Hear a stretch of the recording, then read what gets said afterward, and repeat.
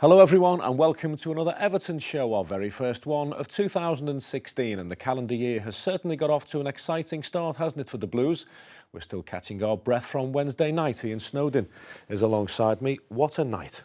Thoroughly enjoyed that one, really did. The atmosphere were fantastic, the performance were fantastic, some great individual performances, and don't come any better than that. Hopefully it will in 3 weeks' time, though. We deserved the win, didn't we? We did deserve the win. Man City started the game very well, but I thought we grew into it and then we dominated the game. It really was a terrific night of cup football at Goodison Park. We'll have a proper look back on a terrific night of Capital One Cup football very shortly, and we'll also be hearing from these people. I didn't think we deserved to concede, to be honest, but we're delighted in there, and we know that we've got another 90 minutes at their place. Everton is a big club, and it's a good manager, Mr. Martinez, and I'm happy to be here to train with this good team. Obviously on the bench against Spurs, not had too many training sessions yet, but it's a busy time of the year, especially with still being in the cup and things. It's pretty much a game every 3 days now for the remainder of the month, so it's nice to be back in the mix. Clearly the reputation of the academy and delivering players through the academy to the first teams and others throughout Europe are just outstanding and very well regarded. Our quality will only show if we match their intensity and their work rate and their commitment. So the game doesn't change, we've still got to get the best out of our players. What 11 starts on Saturday. Let's start with the semi-finalist nods, and City were quick out the traps, weren't they? Yeah, you expect that. They've got some quality players. I know they haven't been playing brilliantly of late, but the players that they've got, Silva, Yaya Toure, Aguero, they just roll off the tongue. They're an exceptional team. But I thought once Mo Bezic and Barry got a grip of midfield, then they were outstanding, them two for us. I thought it was a fantastic all-round team performance. And you're right, deserved to win the game without a question. And also off the pitch, it took the crowd a little while to get warmed up, but when they did, they were terrific. Yeah, it did, and it just shows the importance, how important they are to us as a football team. When you're the 12th man, you really are the 12th man, and they got behind us, give us some great backing. And I tell you what, it was rocking Goodison, especially in that second half. You could feel it bouncing, couldn't you? Even from the commentary position in the press box. Well, for a few weeks now, Roberto Martinez has been insisting that Everton are not too far away from being a winning team. The boss has been as frustrated as the rest of us at the inability to see winning positions through to the end. But on Wednesday night, again, just like the rest of us, he was absolutely delighted with what he'd seen from his players. It's a performance that, as an Evertonian and from a manager's point of view, you're delighted. I think the football that we played, the atmosphere that it was created at Goodison was special. It was a big football occasion, and that was the start of a really impressive performance from every player of our team. I think it was a day that we had to play well. I thought we defended extremely well against a really talented Manchester City side. But then on top, the last 25 minutes in the first half, we had an incredible intent going forward, scoring 2 goals that they were disallowed correctly, and then scoring a very good goal. And we were a team ready to cope with whatever was thrown at us.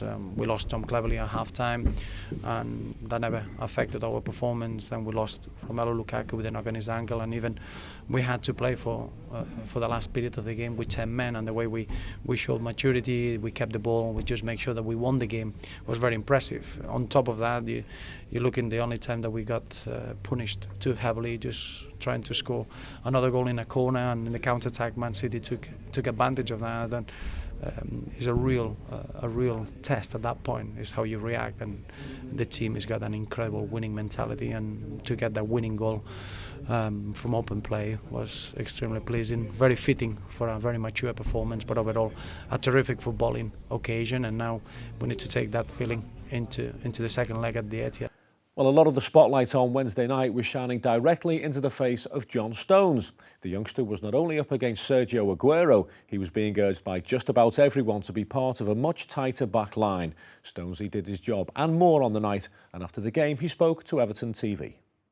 I didn't think we deserved to concede, to be honest, but we're delighted in there, and we know that we've got another 90 minutes at their place. Is that the best atmosphere you've known since you've been here at Everton, at Goodison?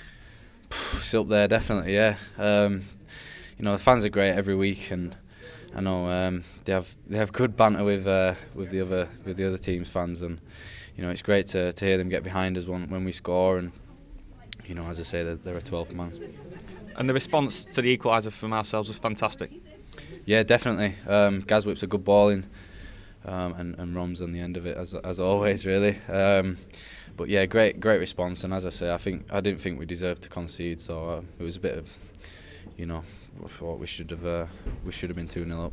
You don't want anyone else apart from Rom on the end of a cross like that. Perfect for him. Yeah, definitely. You know, he's on form and can't stop scoring, and we're loving watching from the back anyway. And you know, it's great to see him getting on the end of things. And you know, I think Rom's brought a lot more to his game, and in the last few months he's been brilliant for us and a key player. So you know, it's great that he's scoring, and we're all thrilled to bits for him.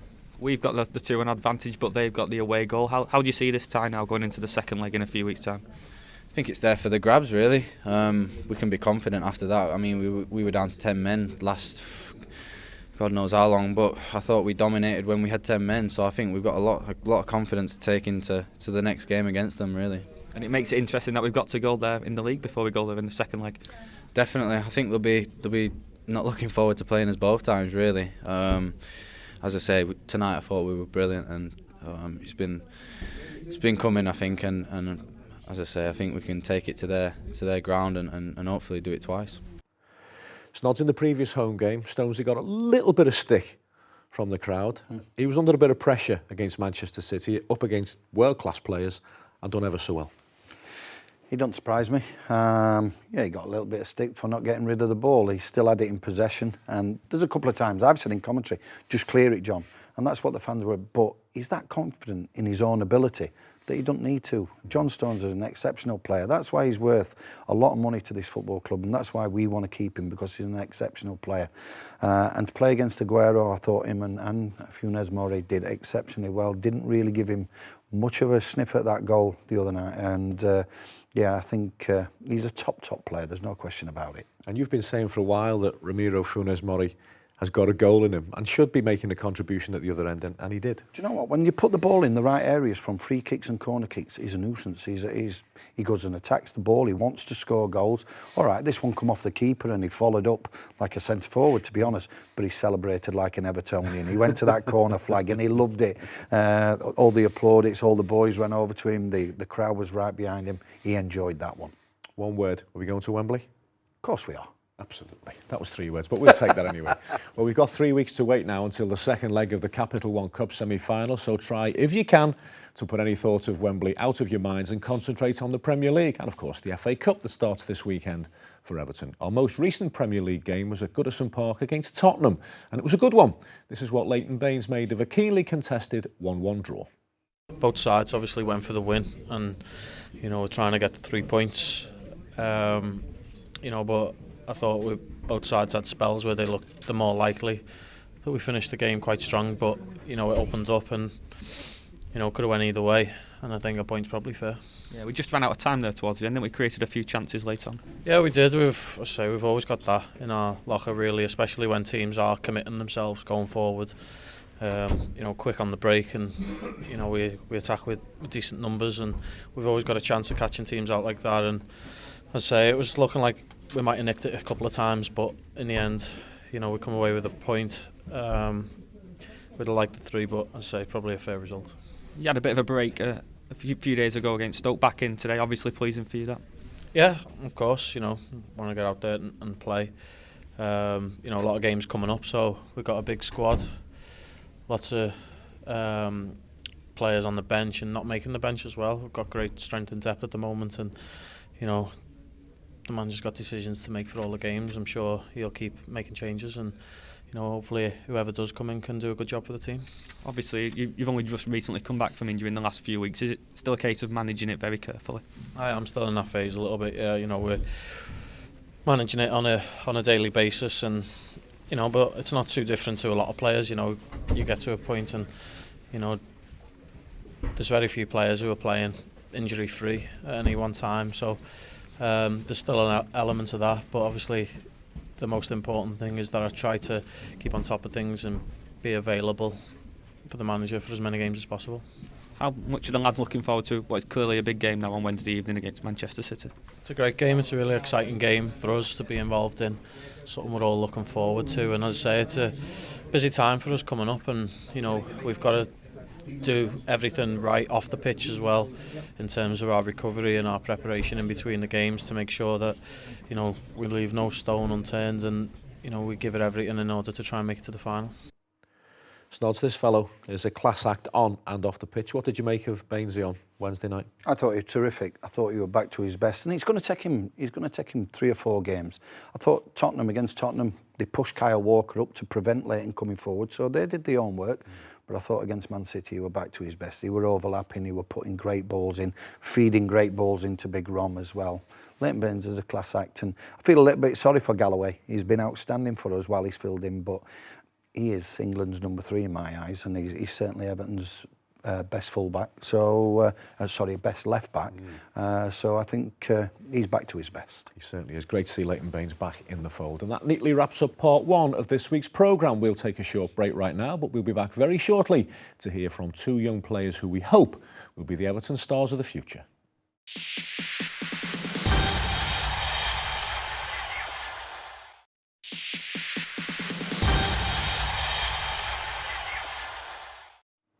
Welcome back to the second part of the first Everton show of the year. Well, the fixture schedule may have been a bit chaotic recently, but the recruitment policy down at Finch Farm has continued unabated. It has to, doesn't it? And a couple of young players have put pen to paper in the last 7 days, one from Switzerland and one from Bury. Poles apart geographically, but both with the same ambitions. First off, let's hear from Swiss under-21 striker Shani Tarashaj. Yes, was every time a dream for me to play here in Everton, to sign here. I'm proud and I'm happy to be here, yes. What do you know of Everton? What do you know of English football? Yeah, it's a good football, it's fast, and Everton is a big club, and it's a good manager, Mr. Martinez, and I'm happy to be here to train with his team, with his trainer, to work. You've been playing for Grasshoppers in Switzerland. Are you having a good season so far? Yes, we played a very good season till now, and we were second, and I hope we can end this season second or third. When did you find out that Everton were interested in you? This was 2 or maybe three months ago. I hear from my manager that Everton is interesting, and yeah, now I'm here. And you've obviously met Roberto Martinez. What did you make of him? Yeah, I heard he's a good player. He's a good trainer and manager. He works with the young guys, with the players, individuality, and this is what I need, what I want to be better, become better. And how would you describe yourself as a player? Difficult. No, I'm fast. I have a good shot, and I think I can help Everton. It's another interesting one, isn't it, Snods? He scores goals for the Swiss under-21 side, so we don't know too much about Shani Tarashaj, but must be a decent player. Yeah, it must be. As you said, we don't know that much about him, but I think obviously the scouts have been watching him regular, and he's been doing well for his club. He plays under-21 for his country, so I think the scouting policy at Everton is fantastic. So they'll have seen a lot of him. We've got great recruitment going around. Not only have we got a fantastic academy, but when we're bringing in to look like, we brought Galloway in, we brought Allgate in, brought the young lad from Bury in, Foulds as well, this boy now. So yeah, it's great that we've got a good academy, but we've also got to be recruiting good players from other clubs. It's a big step up for Shani, but he's been loaned back to Grasshopper, which will give him half a season to get used to the whole concept of coming to the Premier League. Yeah, it'll give him a concept to being an Everton player as well. He's now an Everton player gone on loan to his current club. So it's great that he will continue playing, and it will take him a long time, well, not a long time hopefully, but it'll take him a year or two to get to the pace of the Premier League, and hopefully he can push forward and be part of a good Everton squad in the future. And while he's back at Switzerland, He's got to finish his national service. Yeah, quite interesting.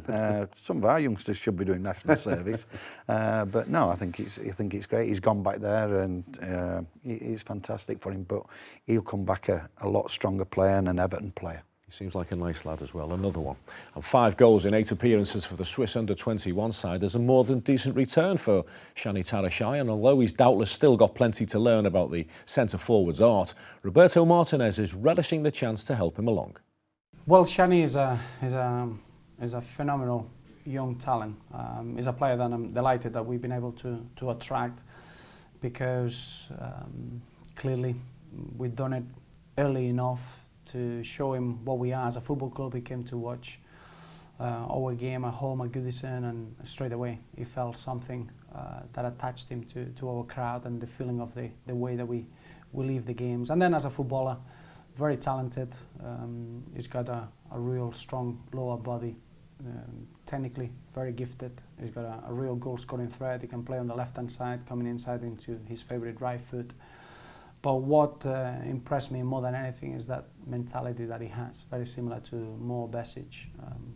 They're desperate to take information. They wanna learn quickly, but he's got an enormous talent, and I'm delighted, because as a football club to be able to go for someone so quickly before he's gone to a bigger bargaining situation with other clubs has been very pleasing for every corner. He's going to have to go back. We're going to send him back to Grashoppers on loan, where he's going to benefit from that period. He's doing the army service in Switzerland, and that's why he cannot join us straight away. But for us to know that he's going to be an Everton player straight away now in January is a really exciting signing for the future. We've seen a couple of Swiss players come into the Premier League. Is he similar to any that have come in? No, I think being right-footed, he brings a goal-scoring threat. He's got a real good eye, technically very gifted, controls the ball really well, he combines really well, and he's someone that he hasn't made his full senior debut yet for Switzerland, but it's something that I would expect once he gets a big role with our football club. He's been very impressive with the under-21s. He's someone that he brings swagger and arrogance in his play, but he would fit in really well in the way that we want to play, and is a talented young man with an incredible hunger and desire to play at Goodison. Snods, Roberto doesn't just enjoy recruiting young players, he's got a passion for the development of young players, hasn't he? Yeah, he has, and that's what us fans, and I call myself a fan, we tend to forget. We want results now, but in 2 or 3 years' time, the players that have been recruited will be future Everton players for years to come, hopefully. So, yeah, Roberto is very passionate on bringing the right young players to this football club for the future as well. And as a striker, he couldn't be at a better environment. Graham Jones was a centre forward. Duncan we know all about. Franny Jeffers and Phil Jevons are down there, depending on what level the boy operates at. Well, if he can't learn off any of them, for Jevo, Franny Jeffers, obviously U-team level, I'm sure they'll have some input with him. But then Graham Jones, the assistant manager. But last but not least, Duncan Ferguson. If you can't learn off him, he'll be a totally different player looking at his build and the way he plays. But I'm sure he can learn loads of things off Big Duncan along the way. Hopefully plenty to come in the future from Shani. Right, from the Alps of Switzerland now to the hills of Yorkshire. Our next youngster, Snods will be delighted to know, is from the White Rose country. Born in Bradford, Matty Foulds made his professional football breakthrough in Lancashire, though, with Bury. He's a 17-year-old defender who first agreed terms with the Blues back in November, meaning it was a long wait before he signed officially on January the 2nd.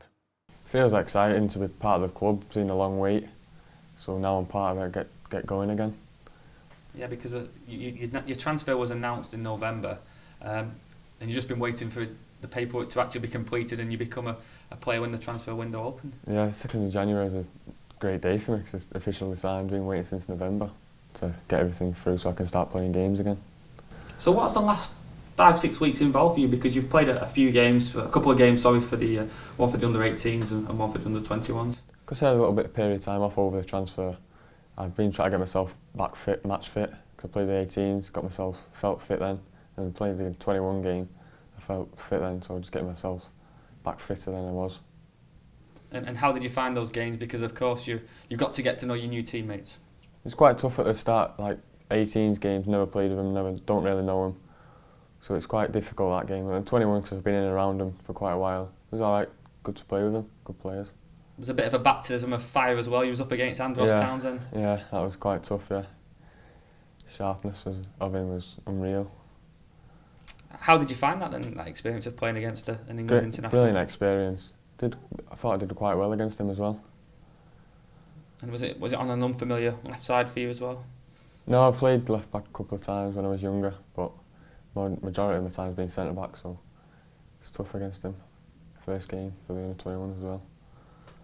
Just move on to talking about your strongest position. You say you're more suited at centre half. Are you quite a versatile defender? Yeah, I can play left back, could probably play right centre back as well.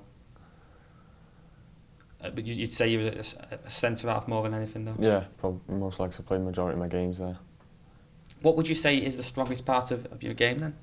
Reading the game read the game quite well, to be fair. My passing's long distance and shorts quite very good as well, to be fair. Fantastic. And how have you found the actual transition of joining a Premier League club? You've moved from Bury, you're now an Everton player. How do you find the surroundings here? The facilities are better than what there was at Bury. And it's been just amazing thinking. A couple of weeks ago I was playing a League One side, now come here to a Premiership club. Just getting round it. Snodsy's a 17-year-old boy, Yorkshire lad, grounded boy seemingly, come from Bury. That's part and parcel of adapting to a Premier League football club, is it? Dealing with the media and doing those sort of interviews. Yeah, it's very difficult. I know if you'd have put me in front of a camera at 17, I was captain of Doncaster at 18, so I had to deal with radio more than obviously TV, but it would have been really difficult, and I felt so sorry for him there. You could see he was nervous, but when he's on a football field, he's a totally different character. It's different being in front of a camera to being on a football field, because that's where he's confident. You just listen to him there. He can play left back, he can play right centre back, he said he can play anywhere, and then he said his passing's good. So I'm looking forward to seeing him. He'll do well, Yorkshireman. Always do well. Always do well at Everton. A young footballer, 17 years of age, he's marked Andros Townsend, who's an England international, totally unfazed, but they don't like sitting in front of a camera. Why is that? Yeah, because you're out of your comfort zone. You are. It's like at golf, Daz. I bring golf into it because I'm a respectable golfer, but if there's anybody more than 8 people watching me on a tee, I'm as nervous as a kitten. I'm thinking, oh, please just sit it straight. Get me on a football field in front of 80, 90,000 or whatever, full house at Goodison Park. Love it. Can't get enough in it for me because you're confident in your own ability. And I'm sure once he settles in and he gets to know his teammates, he'll be able to do interviews, no problem whatsoever. But first and foremost, he's a footballer. And if he impresses me on that football field, that's all I bother about. Well, let's hope there's plenty more to come interview-wise from Matty Foulds. It'll mean he's doing rather well. We're going to take another quick break now, but when we come back, we'll shift our focus from the stars of the future to one of our finest players of the 1970s. Our big interview this week is with Dave Thomas. And in part 3, by the way, we'll also squeeze in an exclusive chat with our brand new Academy Director, so don't go away.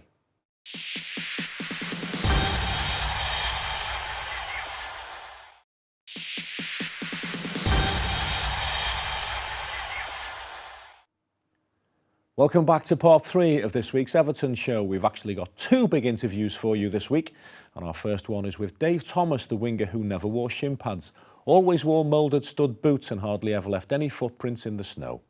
Dave was back at Goodison Park recently to boost his fundraising efforts for the British Guide Dog Association, an organisation that Dave, having sadly been diagnosed with glaucoma last year, is himself going to need. I'm just short of 3 years in. It's just always great to come back. It's just, there's something about the place and they're so good with the ex-players. It is a special club. And you look at those 2 seasons you was here, the team finished 3rd and 4th.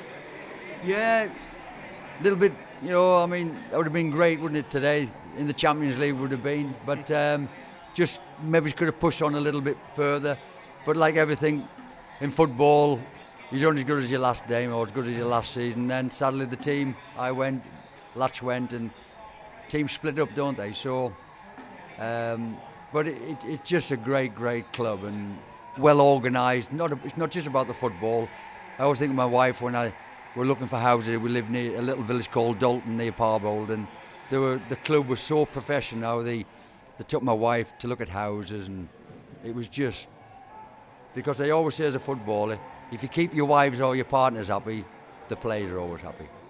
I'm sure you've been asked about it many times today already. What was it like playing alongside Bob Latchford? Well, Bob was a goal scorer, wasn't he? And we had, you know, my friend, bless him, Jimmy Pearce, my mentor today. He's been great, and Jim was a good player. And Duncan, but Bob was a goal scorer. He, technically outside the box, you know, not a Lionel Messi, but when he was in that box, he had that strength and that bravery to get goals. He was strong, and he come alive. In fact, he was a bit like the Gerd Muller of the World Cup. Muller was the same, but he used to come alive, and the ball went in, and he'd attack it, and he'd get it off his backside, off his knees.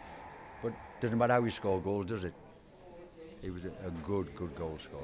Good player, great player. So for someone like yourself, a winger, he's the perfect striker. Well, it worked for us, and I think I had that telepathy that I'd go down the wing, and not saying all the time, but he always had. Every time I'd go, he nearly, not 100%, but most of the time I got a cross in. So if he anticipate the cross, and it just by coincidence, he could read it, and as I say, he got majority of the goals were from my crosses. Yeah. How would you like to have played alongside the current Blues target man, Romelu Lukaku? Well, again, very similar. I think maybe, you've got the boy De La Fuente, but he's having a great season, the boy. And again, you know, it's the greatest ball in football, isn't it? The cross, isn't it? Big lad, attack it. And it's a dying art. You don't see the wingers now, what I call go the hard way. They don't go to the byline. They come inside, and as Paul Scholes about like Man United, it's tippy-tappy stuff. There's nothing, the Ryan Giggses and people, you know, exciting. Tell us a bit about your visit to Goodison today, then, Dave. My visit today, it's been, you know, pardon me if I get emotional, it's raising funds for guide dogs, registered blind. But you've raised a fantastic amount of money. Amazing. Through fans, people, friends, been amazing. Over £10,000 just in, and that's touching the tip of the iceberg, because I've got all these Premier League football shirts we're going to auction. It's just going on and on and on. It's been an emotional roller coaster for me. And the support of the Everton fans, have they bought into this project? Unbelievable. I've got the Just Giving page on the internet, and some of the comments from the Everton fans has just blown me away. Needless to say, very emotional guy. Yeah. It sounds like the Everton fans have still got a great rapport with you. We see you here now signing autographs. The fans still want to know about you and talk about it to you. I just can't, you know, it's so emotional. And people have come, they've shook my hand, and they've contributed to all going to the guide dogs, because it changes people's lives. So that was a very emotional piece of film there with Dave Thomas. You've met Dave a few times. Yeah, I met him a week just before Christmas, Daz, and he got very emotional then. And to be fair, so did I. We were very touching talking to him. Great fella, fantastic player. I remember watching him several times, and with his socks rolled down, muddy pitches, in his moulded boots, and I was thinking, how does he keep his balance on a pitch like that? But yeah, he was a fantastic player. And I used to think players played with the socks down were a bit flash and a bit. I used to try and kick people like that, but I wouldn't have got near this fella. He was great. He got great trickery, good pace, and delivered great balls in, as he said, for Big Bob Latchford, who used to get on the end of them.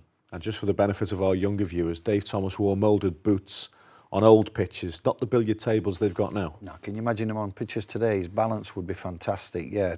So the pitches that they played on and in the 70s and 80s were nothing like they are today, and he was just a fantastic player and a great man. You must have played with some decent wingers in your time, Snods? Yeah, especially when I came to Everton. I wouldn't really class them as wingers. I'd class them as wide midfield players in Trevor Stephen and Kevin Sheedy. Fantastic players. Trevor Stephen, yeah, perhaps had the ability to go by players, whereas Sheeds, he couldn't go by players. He got no pace, but by what a left foot. He could put that ball anywhere with that left foot. I know he'll be watching as well, so I've got to give him a good mention. But great players. But also I played with Peter Beagrie and Pat Nevin, who were two out-and-out wingers, great ability, used to go by players.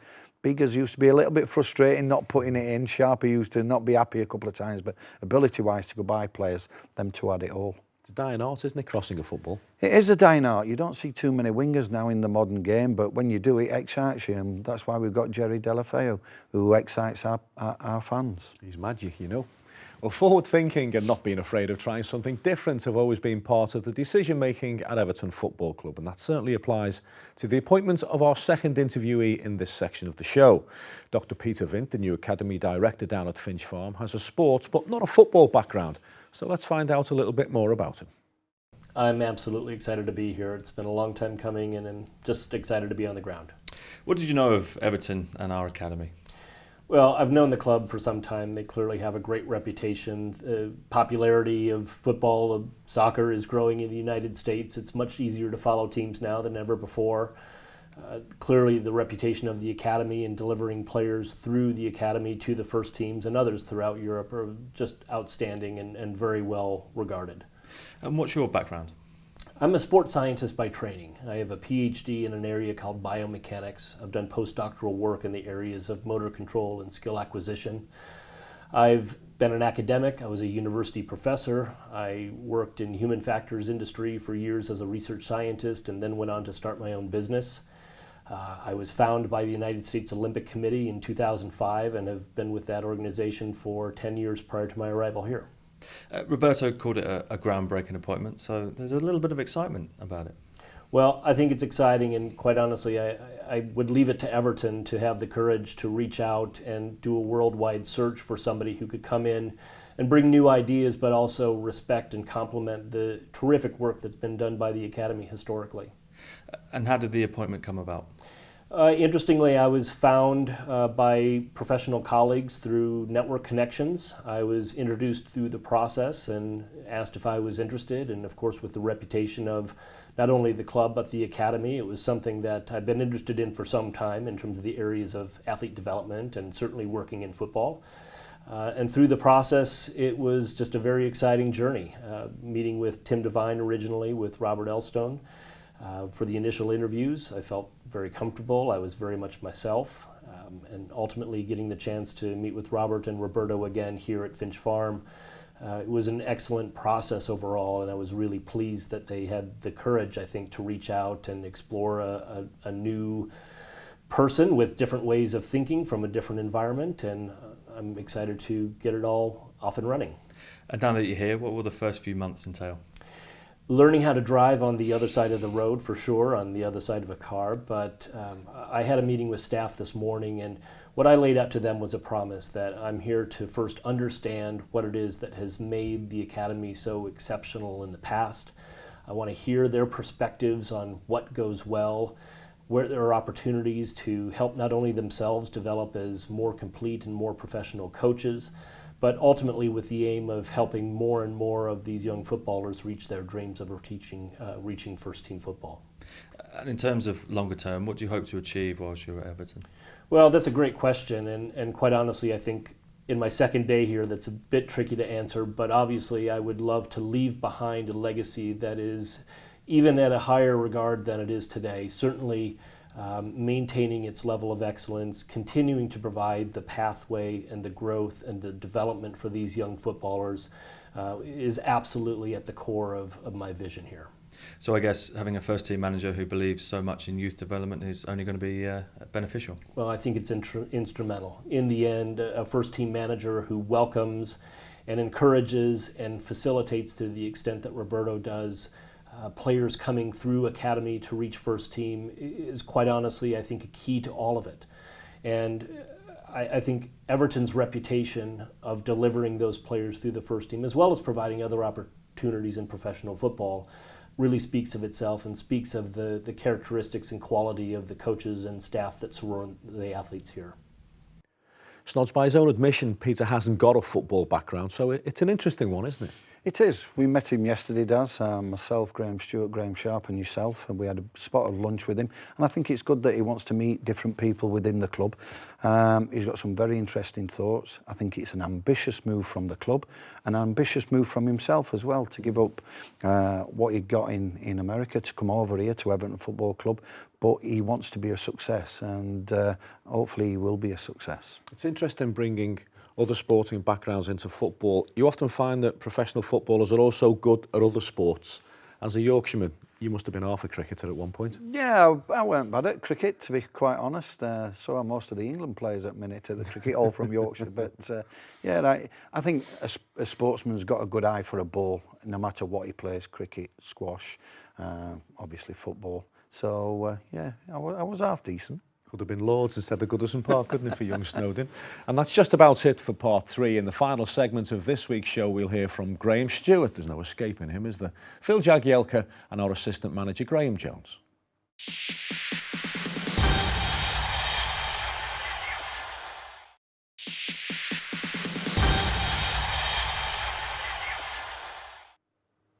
Welcome back to the fourth and final part of this week's Everton Show, and I bet you're wondering what this is all about. Well, Everton have never met Dagenham and Redbridge before, but Charlton Athletic have. The relevance? Well, Charlton were in the Premier League, Dagenham and Redbridge were non-league, Graham Stewart was in the Charlton Athletic side, and it needed a replay for Charlton to get through. It was a scary time, actually, because we thankfully got an 86th minute equaliser in the first Charlton, leg. obviously. For Charlton, yeah, obviously for Charlton. And fortunately, we then went on and won the replay. A certain Sean Newton scored with about 2 minutes of extra time being played, I think. What was the difference between the two games then? I played in the second one. No, I missed the first one. I can't remember whether I was suspended or injured or what have you, but I made it back for the return leg at Dagenham and Redbridge, and we scrambled through somehow. You need that little bit of luck sometimes. We've experienced that ourselves when we had a tricky tie at Bristol City the year we won it in '95. Charlton Athletic were a Premier League side, Dagenham and Redbridge were a non-league side. So in all seriousness, what did go wrong? Did they just park the bus? I think they did. I mean, we're talking years and years ago, and I've got the worst memory in Britain, so it's difficult to think back that far. But you know, sometimes you get the sides come along. They've got nothing to lose. It's their FA Cup final in some respects, coming to a Premier League ground, and we're going to have to guard against that on Saturday, obviously, because you know they'll come along. They'll enjoy coming to Goodison Park and just the euphoria of playing at a place like that. You know, so that's the one thing we're going to have to guard against. I guess what happened then, and what could potentially happen at the weekend, is that the longer the game goes on and the teams are level, the lower league side will take confidence. Of course they do. I mean, you know, they know how dangerous we can be as a football side, especially in forward areas. You know, and that's the difference between the lower league sides and the top sides. You know, they're more clinical, and we've got to make sure that we can get ourselves ahead early in the game and alleviate any possible nerves and don't give them any chance to, you know, get their confidence levels up. Diamond kept that very quiet. He never told me that he was part of a Charlton Athletic squad that needed a replay to beat Dagenham and Redbridge. I tell you what, listening to his interview, Dad, he's saved so many clubs, hasn't he? He saved us in '94 against Wimbledon, and he saved Charlton against Dagenham in an FA Cup replay. I tell you what, hail thee, old Graham. But and he gets on about his hair as well. It's the same style. His hair, the same. There's a slight trim there, isn't there? Yeah, there is, but no, he's going on about how difficult it is to play against non-league sides and lower opposition, and it is, because I played for Doncaster against Everton, and the buzz from when that draw is made for a lower league team to come to a Premier League club is fantastic. The fans are all up for it, the players are certainly up for it, and it can be difficult. But I'm looking at Dagenham's league performances this season. Surely we shouldn't have a problem. We should have enough, shouldn't we? Yeah. Well, we don't know what team Roberto will select on Saturday afternoon, of course, against the League Two strugglers, but it's fairly safe to assume that the boss will want to give his skipper a little bit of game time. Phil Jagielka hasn't been involved since limping away from the Emirates back in October, but he's been on the bench for the last 2 games and he's chomping at the bit. Yeah, obviously on the bench against Spurs, not had too many training sessions yet, but you know, it's a busy time of the year, especially with still being in the cup and things. It's pretty much a game every 3 days now for the remainder of the month, so it's nice to be back in the mix. How's the last few weeks been then? Have you been stepping it up, doing more and more out on the pitches? Yeah, doing as much as I can. Obviously it's difficult training on your own, and the boys have obviously had a really busy schedule and not many lads out there to train with, obviously with the way the schedule has been, but just trying to get back involved now and just trying to get as much training time and obviously trying to get a little bit of game time as and when I can. Just take you back to the Arsenal game a couple of months ago when you suffered your injury. Was you fearing the worst at that moment in time when it happened? Yeah, definitely. It's never nice when you obviously feel things sort of pop in your knee, and you know, it's a knee I've had an operation on before, so it wasn't really nice, but thankfully the diagnostic wasn't too bad, and say it's been a while, it's been too long, but it could have been a lot worse. The manager has said that it's looking like you'll play your first 90 minutes against Dagenham. on Saturday. How do you see that cup tie? What do you make of that draw against the League Two opponents at Goodison? You always want a home tie, and obviously if you get one against a team from a lower division, it is seen as a good draw. But you know, they're always tricky. Everyone throws out the banana skin and things like that. I'm sure the manager will change the squad around with how busy it's been. We've got a lot of good players, a lot of good international players that aren't getting games at the moment. So it'll be important that we get a few 90 minutes between us, and you know, make that competition for place a little bit tougher for the manager to select, obviously, in the latter part of the cup and the league. Is it an always exciting time when you start out on the FA Cup journey every year? Yeah, definitely. It's something to look forward to. It was nice, obviously, with the League Cup again. It was a difficult start. Obviously, we made it even more difficult with the early goals and things that we conceded. But it's been an exciting run so far, and we want to mirror that in the FA Cup. It's always nice to take the fans to different places, and obviously the closer we can get to Wembley, the better. Snod, you and I have mentioned many times on this programme and on the radio that Ramiro Funes Mori and John Stones have done really well, but all Evertonians will be delighted that he's got the boots back on. Yeah, it's fantastic. He's been out now for many weeks. We've conceded plenty of goals, but I'm not putting that down totally to the defence. I'm really not. But he's an influential player.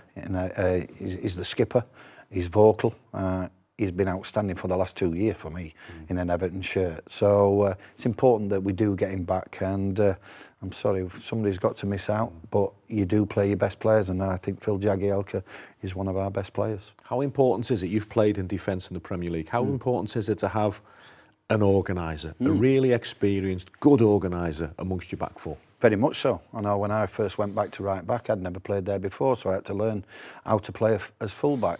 I'd got two players alongside me, Dave Watson and Kevin Ratcliffe, who were very vocal, tell me where to go, when to push on, when to drop.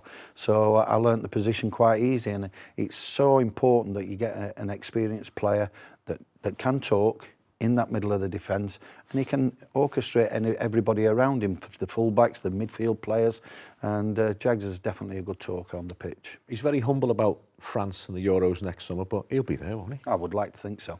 I think he's a top-class defender, top-class lad, and he should be on that plane. He'll be nailed on, surely. Well, it's always a pleasure to hear from Graham Jones on the Everton Show. Roberto's right-hand man always speaks well about the game, and he's always engaging company. We spoke to Graham after Wednesday's game against Manchester City to get his take on the FA Cup third-round clash with Dagenham and Redbridge at the weekend. We know they play a back three, and we know they're competitive. John Still's teams have been throughout the years at Barnet and at Luton and his time at Dagenham, so all that preparation really gets into full flow tomorrow.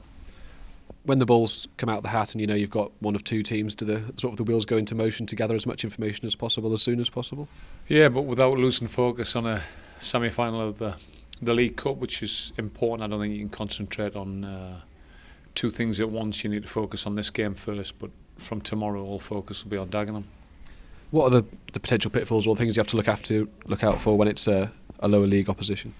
Well, I think you'll see them playing at a higher tempo than probably they normally would.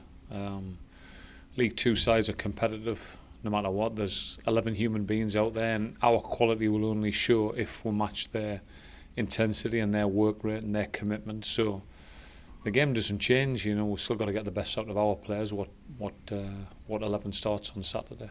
It's a hectic schedule at the moment. Is it times like this when the squad and the depth of it comes into play as well? Yeah, and we've got a good squad, and everybody will be needed.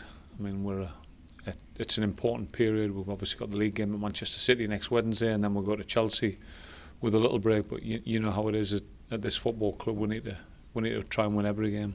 And is the FA Cup special to you personally? Yeah, I would like to go back. Obviously, we've won it, which was an incredible achievement, but it was soured with a relegation. And I think when I look back at that time, we got relegated because we won the FA Cup, and a squad that you've just spoke about couldn't cope with both competitions. Well, we can at Everton, and I'd like to go back and like to enjoy the experience rather than preparing for a relegation game 3 days later, as we did 2 seasons ago or 3 seasons ago now. So yeah, it's a great competition, and I'd love nothing more to win it with Everton. It's a magical day, isn't it? FA Cup third round day, and Everton versus Dagenham could be a typical cup tie. What will Dagenham's mindset be? Well, I've met John Still a few times. John Doolan, who works for the academy, played under him at Barnet and said he was the best manager he's ever worked under. Yeah, so he sets his teams up. They'll be aggressive. They'll want to play football, but they'll work exceptionally hard. And he'll be saying, hey, boys, it's a great opportunity for you. You're in the shop window. Go out and enjoy it, but let's not go and just roll over. It's 11v11 on a football pitch. And he'll... we've got too much quality, I hope, and too much ability on that pitch to turn Dagenham over. But it might be difficult for 20, 25 minutes, a little bit frustrating, but hopefully once we get the first goal, then we can go on and win the game comfortably. But let's not take anything out. They're a professional outfit. They'll come here and they'll give a good account of themselves. The fans will come down, enjoy the day, they'll make some noise, and they'll be hoping for an upset, either a win or especially taken back to Dagenham, which we do not want. We want a victory. An early goal would be great, wouldn't it? Yeah, early goal, and then pressure will be on Dagenham not to concede again, but hopefully we'll go on and win the tie. FA Cup third rounder, you can't whack it. And that's it for another Everton show. What a week it's been, and the magic of the cup to come, as we say, at the weekend. 3 games in 6 days in 3 different competitions, all at Goodison Park. Certainly makes for a challenging schedule, but it's great, it's exciting, and there's much to be positive about. My thanks to Snods for joining us this week. A big thanks to you for watching, and try not to get too carried away by the thought of Wembley just yet. We'll see you next week.